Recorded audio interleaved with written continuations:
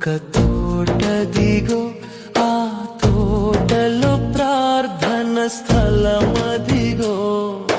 గెత్సేమను ఒక తోటదిగో, ఆ తోటలో ప్రార్థన స్థలమదిగో.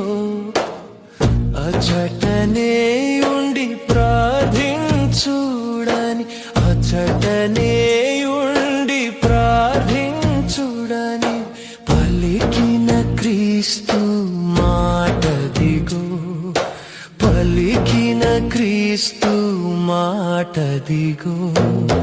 ఆదిగా